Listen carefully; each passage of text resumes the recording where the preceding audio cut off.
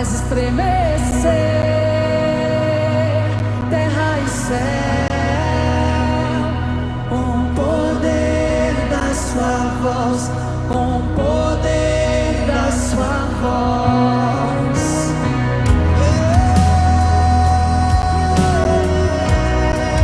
Ao som da sua voz, ao som da sua voz, nações se renderão e os mortos ressuscitarão. Ao som da sua voz, a igreja cantará de eternidade a eternidade. Voz que é poderosa, o som de muitas águas, a sua palavra tudo sustentou. Voz que é poderosa, o som de muitas águas, a sua palavra tudo sustentou. Faz estremecer terra e céu, com o poder da sua voz, com o poder da sua voz. Faz estremecer terra e céu, com o poder da sua voz, com o poder da sua voz. Faz estremecer terra e céu, com o poder da sua voz, com o poder da sua voz. Faz estremecer terra e céu, com o poder da sua voz, com o poder da sua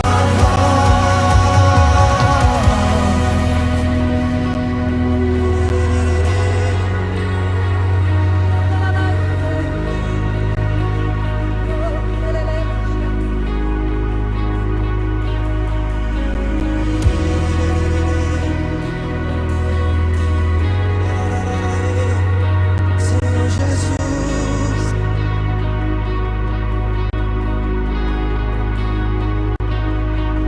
A voz que criou continua a criar. A voz que abriu o mar continua a operar. Os montes se rendem, toda a terra cantará. Ao som da sua voz, tudo novo se fará. A voz que criou continua a criar. A voz que abriu o mar continua a operar.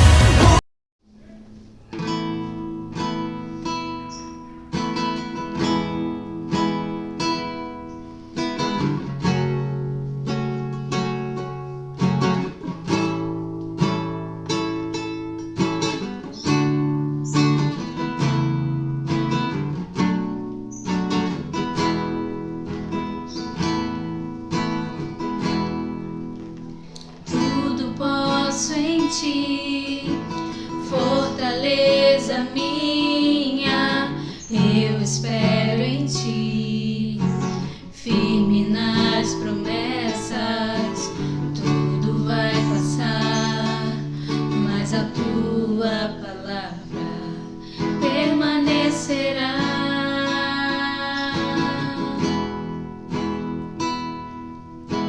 Me rendi a ti, rasguei meu coração, fiel permaneci, mesmo quando o sol se pôs, eu te louvei, te adorei. Minha vida é tua, meu coração te dei. Os ventos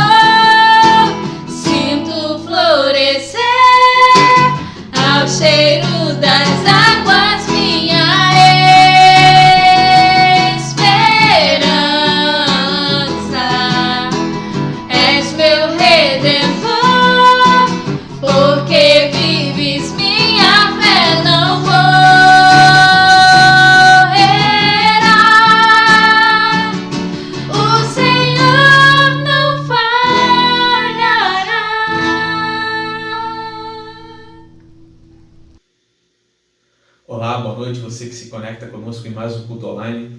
Que Deus possa ministrar e falar profundamente ao seu coração. Ao longo desse mês de maio, nós temos refletido de maneira específica sobre a família. Temos falado sobre provérbios, onde nosso tema é provérbios para viver melhor em família. O livro de provérbios é conhecido, entre tantas coisas, como um livro da sabedoria, cuja autoria é atribuída a Salomão, um dos homens mais sábios que a Bíblia de fato nos apresenta. Mas nessa noite eu quero falar com você a respeito de um outro livro de sabedoria. Sim, não é apenas Provérbios, que é conhecido por ser um livro de sabedoria, ou sapiencial, que é a categoria aonde este livro faz parte, mas não faz parte sozinho. Há um outro livro também, que é o livro de Jó. E nessa noite eu quero meditar, portanto, com você em 2 versículos apenas, que se encontram ali no livro de Jó. E o tema da nossa reflexão nesta noite será: ouvindo a Cristo em meio ao choro e através da crise. Esses 3 seis, se nós assim podemos dizer, que têm feito parte da vida de todos os cristãos ao redor do mundo. Cristo, choro e crise. Por isso eu quero convidar você, sem mais delongas, a abrir sua Bíblia no capítulo 38 de Jó, no versículo de número 1. Jó, capítulo 38, versículo de número 1. E quero convidar você a manter a sua Bíblia aberta. Esse é o primeiro texto que nós haveremos de ler aqui nessa noite. Jó, capítulo 38, verso 1, e assim nos diz a palavra do Senhor. Então o Senhor respondeu a Jó do meio da tempestade e disse. Agora eu quero convidar você a avançar mais 2 capítulos. E no capítulo 40, eu quero convidar você a voltar o seu olhar para o versículo de número 6. Jó, capítulo 40, versículo de número 6. E nos diz assim, mais uma vez, a palavra de Deus. Depois o Senhor falou a Jó do meio da tempestade. São apenas esses 2 versículos que nós iremos pautar a nossa reflexão nessa noite. Muitos de vocês que nos assistem nesse momento conhecem ou já ouviram falar a respeito de Jó. Um homem que é conhecido sobretudo pela sua paciência. Quantos momentos você, diante talvez de uma situação onde você foi provocado a perder a paciência, você talvez não usou a expressão, Senhor, me dá a paciência de Jó. Ou diante de um filho desobediente ou que está aprontando alguma peripécia, você diz a ele, menino, você está achando que eu tenho a paciência de Jó? Bem, eu ouvi bastante isso da minha mãe, eu dei um certo trabalho para ela enquanto criança. Mas o fato é que Jó não tem tão somente como atributo a paciência. E eu quero então rapidamente recapitular com você o contexto no qual esse livro é desenvolvido, no qual essa história se dá. Jó é um dos homens mais ricos da sua região. Ele tem uma família, uma grande família. Ele tem 7 filhos e 3 filhas. E a Bíblia vai nos dizer que ele era um homem íntegro, um homem reto e que se desviava do mal. Jó, de fato, traz para nós no capítulo 1, ou nos apresenta o ideal de família perfeita, onde diariamente é exercida a prática da comunhão. Se você voltar o seu olhar para o capítulo 1, você vai ver que havia uma prática diária, onde a família se reunia, onde os homens, 7 rapazes, davam banquetes. E a Bíblia vai dizer ainda que depois desse momento de comunhão, Jó, ele oferecia sacrifícios em prol de cada um dos seus 10 filhos, pensando na possibilidade de algum deles terem cometido algum pecado.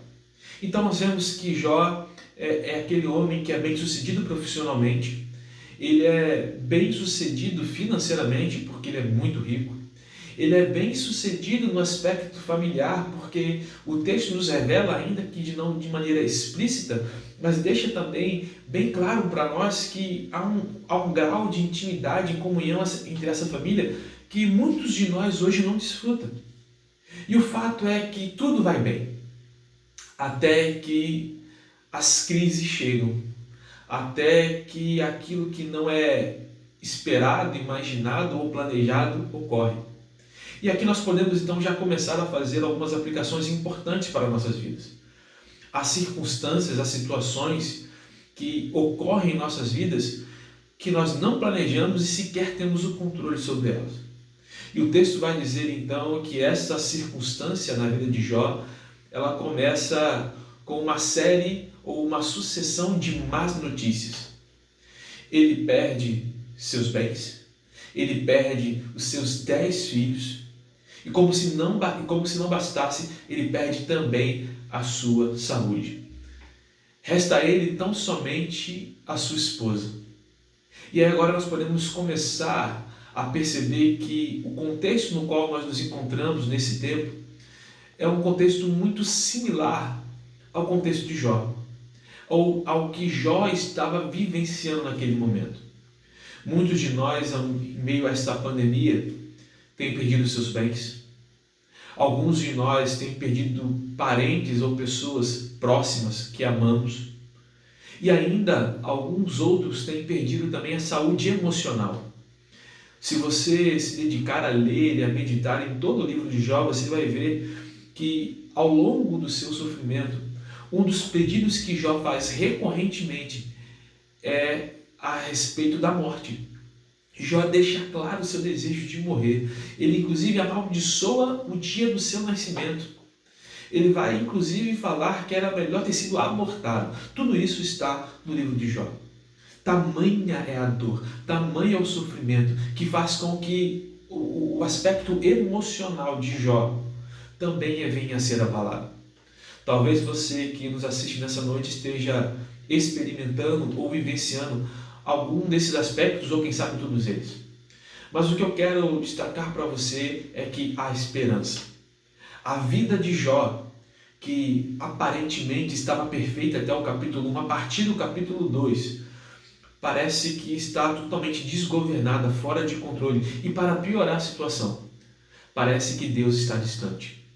O fato é que entre o capítulo 1 e o capítulo 42, onde a história de Jó ela é modificada, onde a vida de Jó é restaurada, entre o capítulo 1 e o capítulo 42, nós temos aí alguns capítulos. E isso nos ensina, sobretudo, que o tempo de dor, ou entre o tempo de dor e o tempo de alegria, de restauração, existe um período que nós precisamos enfrentar. E como enfrentar, portanto, este momento?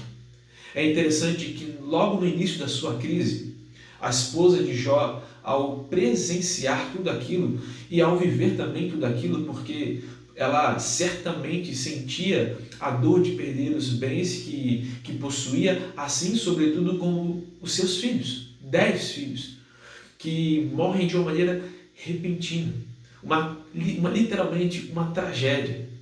E ela agora, ela vê o seu marido sofrendo e experimenta da impotência, da sensação de pequenez, e que de fato ela comete a todos nós. Nenhum de nós planeja ficar desempregado. Nenhum de nós planeja ficar doente. Mas essas coisas ocorrem. E ao ver, portanto, o seu marido naquela condição, ela dá a ele a sugestão: olha, amaldiçoa esse Deus e morre.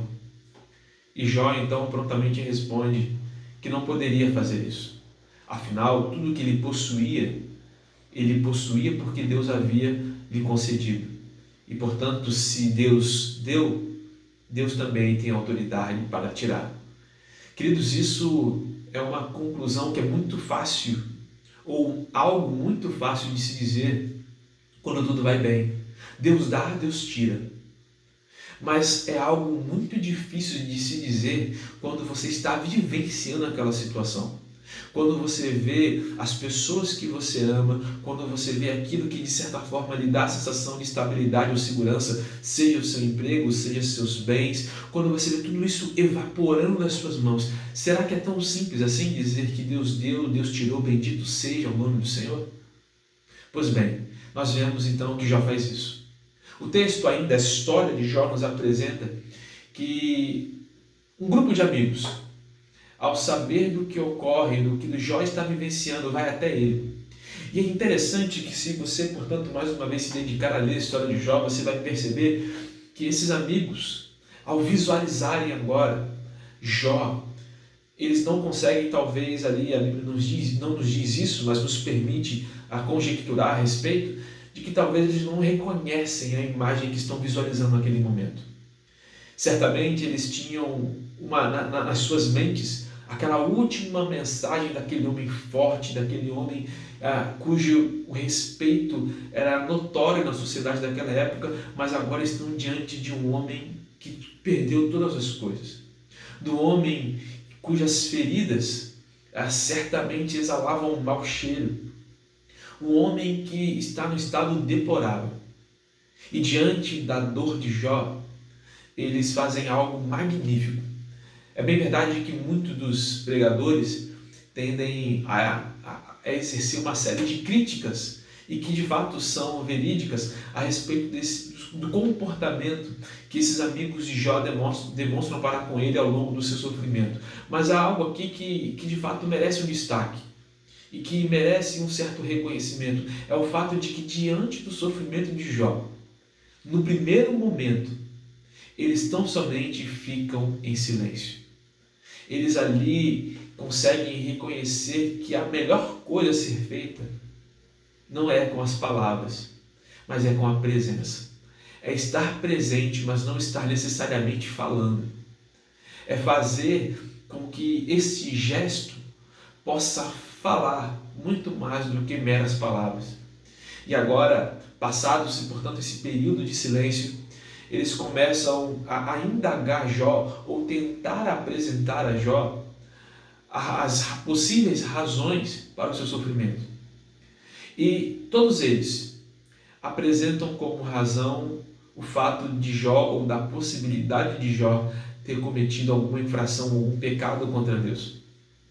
E começam a instigá-lo que venha a confessar ou reconhecer, portanto, este pecado que na mente dele Jó havia cometido, mas que ele estava ali ocultando, e Deus, portanto, na sua justiça, estava punindo Jó devido a este pecado. E aí nós que sabemos do começo, do meio e do fim dessa história, nós sabemos que o sofrimento de Jó não se dá por um pecado cometido, se dá pela decisão soberana de Deus. Decisão essa sim que tem como talvez ali ponto de origem a necessidade de Satanás de tentar envergonhar o nome de Deus ao sugerir que a fidelidade de Jó se dava por aquilo que Deus lhe concedia. E Deus, portanto, permite que Jó venha passar por tudo isso. Queridos, aqui então nós podemos fazer outro destaque que acho muito pertinente. Nós não podemos afirmar que necessariamente Deus é a causa de todo o sofrimento, mas também não podemos falar que o sofrimento não está sob o controle de Deus. Deus é soberano e todas as coisas, ou nada, foge do controle de Deus. E tudo ocorre segundo o seu propósito. É algo difícil de se entender e até mesmo de se aceitar de maneira racional, mas que nós precisamos entender quem nós somos e diante de quem nós estamos. Jó entendia isso muito bem, mas ainda assim ele não deixou em nenhum instante de expressar aquilo que sentia, não deixou de questionar, não deixou de reivindicar.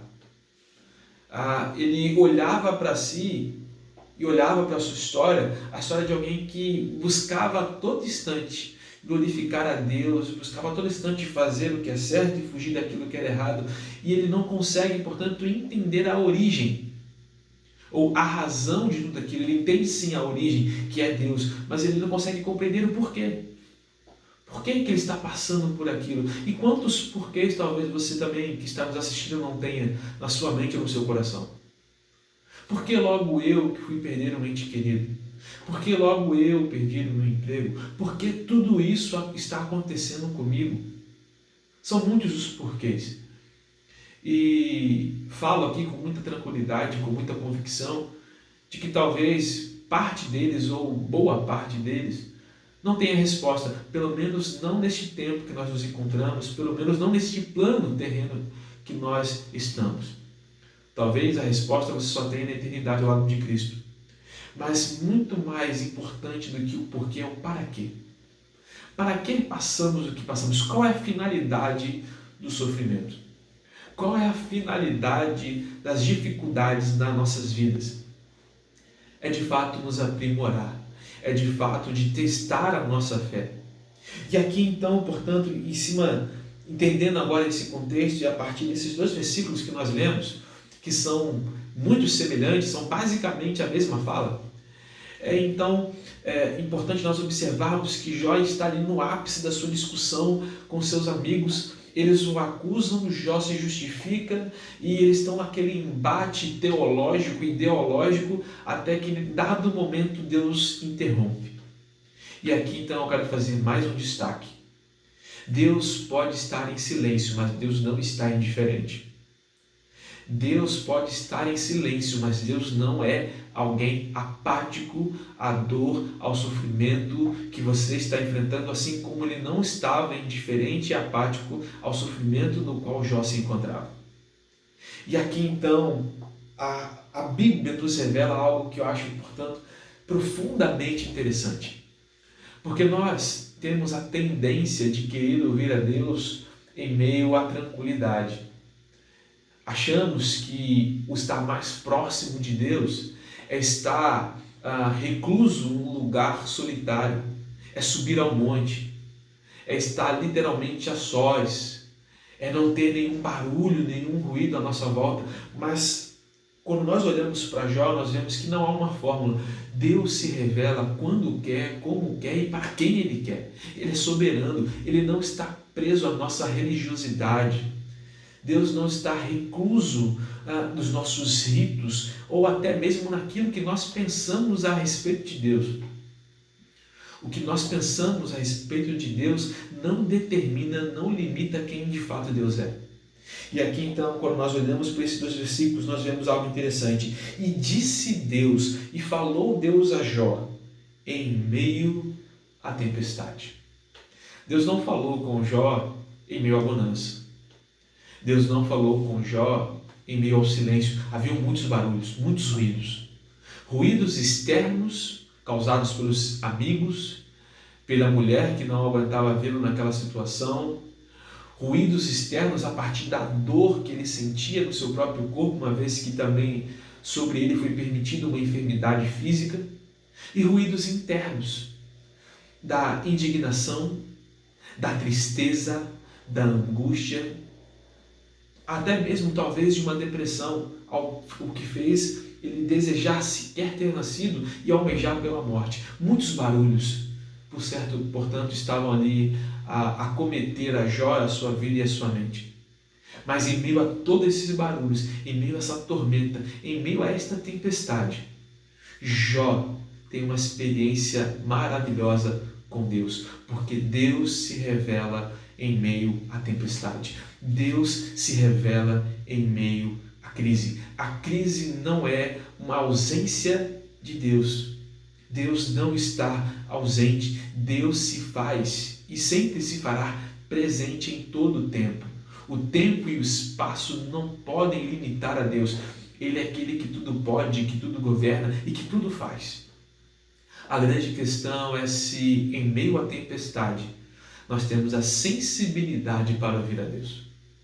E não é, portanto, uma mera coincidência nós observarmos essa expressão se repetindo em mais de uma vez ao longo desse livro, onde Deus se manifesta a Jó em meio à tempestade. Qual a tempestade que você se encontra? Qual a tempestade que você tem vivido nesses dias? Todos nós temos vivido tempestades. Talvez a sua tempestade seja o desemprego. Talvez a sua tempestade seja, como eu disse, a questão física. Talvez você tenha sido acometido pela Covid. Todos nós, portanto, hoje, neste tempo e ao redor de todo o mundo, temos vivenciado tempos difíceis.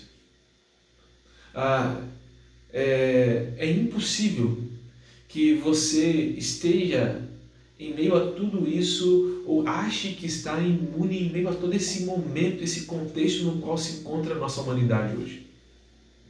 Mas a grande questão aqui é: você está disposto a ouvir Deus no meio da tempestade? Ou será que você tenho ouvido tantas outras vozes, vozes que acham que detêm a verdade, vozes que se acham sábios, vozes que vão contra a voz, que é a voz de Deus. Os amigos de Jó, por exemplo, se consideravam sábios, se consideravam pessoas que detinham o conhecimento de Deus e que começaram a partir da sua religiosidade a justificar e a atribuir a Deus as possíveis razões daquele sofrimento que estava sobre Jó. Mas como nós sabemos, e eu já mencionei aqui, nenhuma dessas justificativas, nenhuma dessas falas era verdadeira. Eram falas de pessoas que estavam aprisionadas à religião, mas que ainda não conheciam a verdade do reino, não conheciam a verdade do Evangelho. O Evangelho é uma boa nova justamente porque nós vivemos tempos ruins. Uma boa nova é bem recebida no contexto da adversidade, no contexto do sofrimento, no contexto da desesperança. É por isso, portanto, que nós devemos nos apegar a essa boa nova. E a boa nova é Cristo Jesus. A boa nova não é uma religião. A boa nova não se encontra nos templos. E hoje, mais do que nunca, nós podemos vivenciar isso e testificar isso. Muitos, por vezes, como uma forma de justificativa para a sua consciência, buscavam os templos tão somente lá no domingo à noite, ao longo de toda uma semana, dedicavam um tempo no domingo à noite para estar ali, naquele lugar, para, por vezes, aliviarem a sua consciência de tudo aquilo que haviam feito e vivenciado ao longo de uma semana. Mas agora, com os templos fechados, nós vemos que a igreja permanece aberta. Com os templos fechados, nós percebemos mais do que nunca um dos atributos maravilhosos de Deus, que é a sua onipresença, Ele estar presente. Nós começamos a perceber que o templo, ou não é apenas o templo que nós devemos considerar como casa de Deus, mas a nossa casa, sua casa, também deve ser vista como a casa de Deus, aonde Deus se faz presente. E aonde Deus se faz presente, não é uma certeza ou um escudo que nos torna imunes às adversidades da vida. A presença de Deus é certeza de um final vitorioso, mas não é certeza de que até esse final nós não haveremos de enfrentar lutas. Há um cântico que me vem agora à mente, do cantor cristão, que vai dizer isso: temos por lutas passadas umas difíceis cruéis, mas o Senhor tem livrado dela seus servos fiéis. E de fato, quando nós olhamos para a história de Jó, nós vemos que esta canção não é apenas uma canção, mas é a testificação de uma verdade bíblica. O homem que tinha tudo para desistir, mas entendeu que Deus era tudo em que ele devia se agarrar. Quando tudo nos falta, nós vemos o que de fato é essencial para nós. Quando aquilo que nos dá uma certa sensação de segurança se vai, nós começamos a descobrir que só podemos desfrutar da verdadeira segurança, da verdadeira paz, quando nós nos agarramos a Deus. Talvez você, por muito tempo, fez da sua saúde, da sua empregabilidade, da sua profissão, ainda que de maneira inconsciente, a sua segurança. Mas agora, quando tudo isso é colocado em xeque, em que se apegar? O desespero causado por toda essa adversidade revela que a nossa esperança, por vezes, poderia estar alicerçada no lugar errado. Por isso, é muito importante que no meio de tudo isso que nós estamos vivendo, nós venhamos a ouvir a Cristo, em meio ao choro e através da crise. Jó chorou, Jó lamentou, Jó pranteou. Não é vergonha chorar. Alguém disse que homem não chora, mas a Bíblia nos revela que Deus chora. Deus se compadece. Deus conhece e reconhece a dor do homem, porque Ele também sofreu na pessoa de seu Filho Jesus Cristo. E através do seu sofrimento Ele nos garantiu a paz. Tudo que nós estamos passando nesse momento deve nos fazer não nos entregarmos ao desespero, mas nos voltarmos para a raiz da verdadeira esperança que é Cristo Jesus. Tudo isso que está acontecendo deve servir para que nós venhamos alinhar o nosso olhar para Cristo. Tudo isso que está acontecendo deve nos fazer entender a temporalidade daquilo que nos cerca. Tudo que nós estamos vivenciando nesse tempo é passageiro. Por melhor que seja ou fosse o seu emprego, por mais bem condicionado ou mais saudável que você pudesse estar, com um melhor emprego ou com melhor saúde, sem emprego ou sem saúde, todos nós haveremos de encarar a realidade da morte. A realidade de que este tempo, por melhor que seja ou por pior que ele seja, ele não é eterno. Por isso devemos olhar para a eternidade. Devemos olhar para Deus. Precisamos nos apegar ao eterno. E assim desfrutarmos da paz em meio às guerras, da esperança em meio ao desespero, da cura em meio à enfermidade. Jó nos testifica de que isso é possível. A história de Jó, a vida de Jó nos revela que é possível não só vencer a crise, como recomeçar e florescer após a crise. Vai passar. A palavra que eu quero que você, ou uma das palavras que eu quero que você guarde no seu coração nessa noite é: vai passar. Tudo passará. Mas o amor de Deus e o próprio Deus jamais passarão.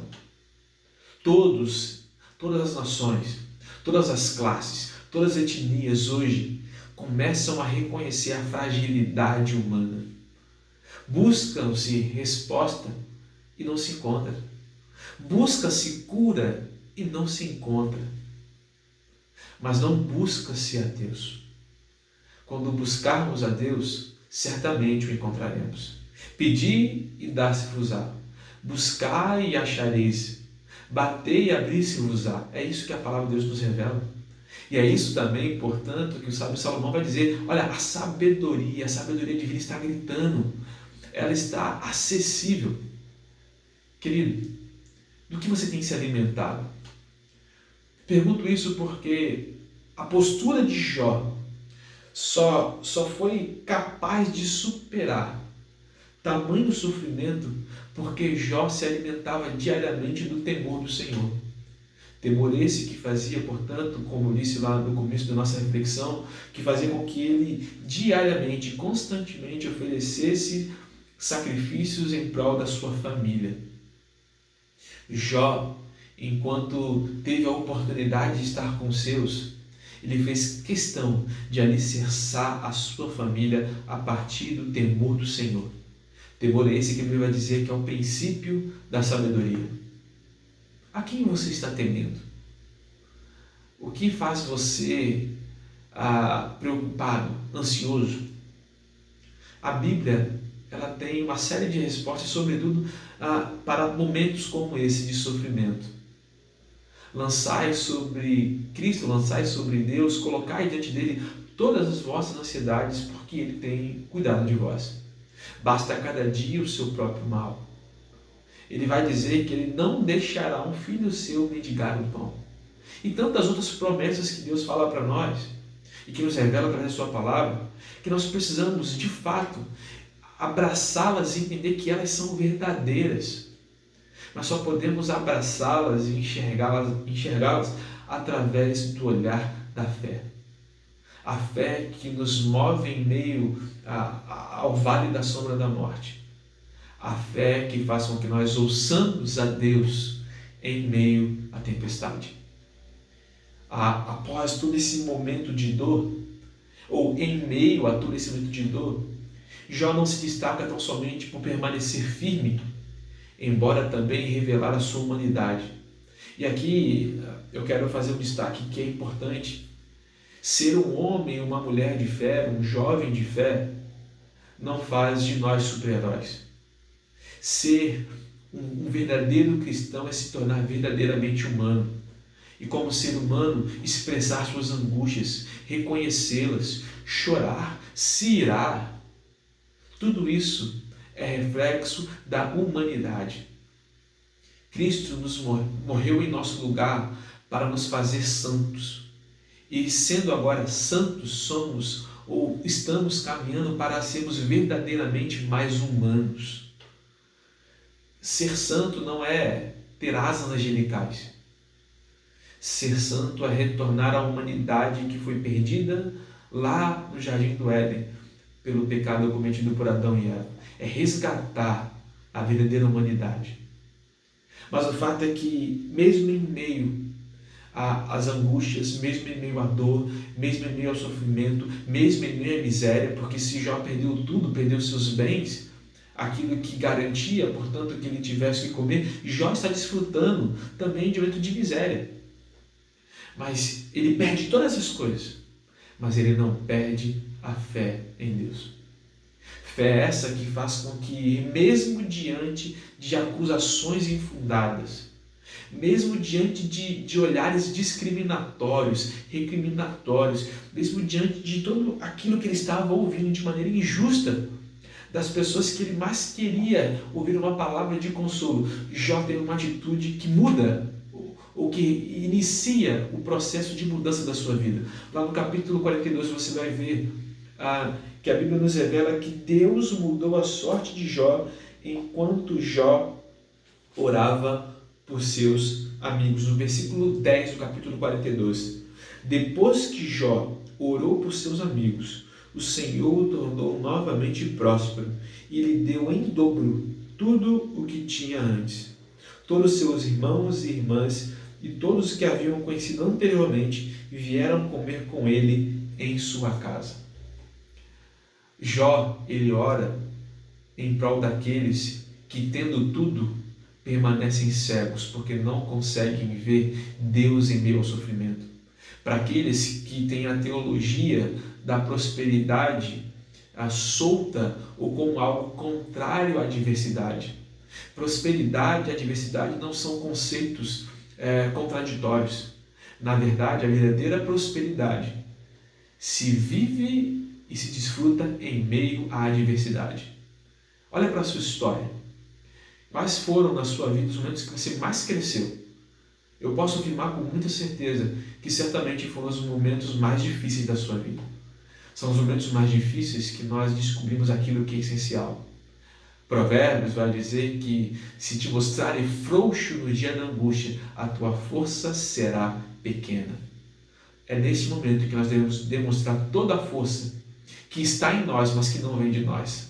Força essa que encontra-se em Cristo. E aqui então, para nós finalizarmos a nossa reflexão, é interessante que a história de Jó começa no contexto da família. E a restauração de Jó se dá da mesma forma. No versículo 11 vai dizer, do capítulo 42, todos os seus irmãos e irmãs e todos os que haviam conhecido anteriormente vieram comer com ele em sua casa. Foi a partir da sua casa que Jó começa a experimentar as dificuldades, mas é a partir da sua casa que ele começa a desfrutar também da prosperidade. Deixe ou perceba o agir de Deus na sua casa, na sua vida, em meio à adversidade na qual você se encontra. Clame, questione, lamente diante de Deus, mas não de forma alguma, não o abandone, porque Ele jamais nos abandonará. Que Deus possa te abençoar e que, como eu disse, que nós possamos seguir ouvindo a Cristo em meio ao choro e através da crise. Que Deus nos abençoe. Eu quero orar por você, eu quero orar por sua família e quero convidar você que pode colocar aqui nos comentários motivos ou pedidos de oração e nós certamente, juntamente com toda a nossa liderança, estaremos orando por você ao longo dessa semana. Junte-se a nós, portanto, nessa oração. Pai, muito obrigado por esse momento. Muito obrigado, Deus, porque mesmo em meio a tantas notícias ruins, nós somos desafiados a recordar que nós temos uma boa nova que é eterna. A boa nova de que o Senhor, através do seu Filho, nos garantiu a eternidade. A boa nova de que, mesmo desfrutando desta adversidade, ela é temporária. Mas a alegria que o Senhor preparou para nós, ela é eterna. Senhor, dá-nos força, nos ajuda a enfrentar, a passar, a chegar ao outro lado desta crise. Quantas, Pai, têm sido as lágrimas que cada um dos teus servos e servas tem derramado ao longo deste tempo. Ser com aqueles, Deus, que nesse exato instante estão pranteando a respeito da perda de alguém querido, que estão vivenciando o luto em meio às lutas da vida. Ser com aqueles, ó Pai, que em meio a todo esse cenário que nós estamos vivendo atualmente, perderam seus empregos. Senhor, muitas são as demandas, mas nós cremos e sabemos que para todas elas Tu tens a resposta, Tu és a resposta. Deus, não permita que as crises venham abafar a nossa fé, mas que em meio às crises e em Cristo a nossa fé venha a ser fortalecida e que ela venha florescer para a honra e para a glória do Teu nome. Não permita, Deus, que as crises separem ou venham ser motivos de destruição para as famílias, mas que nesse exato momento, em meio a todo esse contexto em que nós nos encontramos, as famílias possam ser cada dia mais fortalecidas em Ti. Estreita nossos laços apesar da distância. Aumenta a nossa fé em Ti. Assim como os discípulos pediram, nos ensina a orar. Assim como a Bíblia nos relata, em dado momento, nós também Te pedimos, Senhor, ajuda-nos a crer apesar da nossa incredulidade. Aquilo, Deus, que nós pregamos ao longo de tanto tempo, hoje nós temos sido desafiados a viver.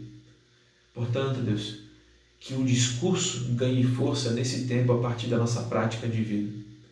E que aquilo que nós falamos venha ganhar força a partir daquilo que nós fazemos. Ser com cada um de nós, ser com cada família, ser com cada um que está nos ouvindo, ser, Deus, com o Teu povo ao redor deste mundo. Senhor, também quero Te pedir de maneira especial por cada pessoa que encontra-se na linha de frente, pelos enfermeiros. Quero Te pedir, Deus, pelos nossos governantes, que a sabedoria que só pode ser encontrada a partir de Ti. Também, Deus, Te pedimos pelos missionários. Deus, que todo esse momento de crise não venha abalar, Deus, o nosso compromisso, a nossa generosidade de continuarmos investindo na propagação da Tua palavra ao redor do mundo. Que nós possamos, Deus, diante desta crise, perceber, Deus, que este tempo que nós estamos vivendo não é necessariamente um tempo para muitos de nossos irmãos que estão nos campos missionários, mas que para eles isso que nós estamos vivendo hoje, não poder irmos ao nosso templo, não poder nos ajudar presencialmente, muitos deles têm vivenciado isso por muitos anos.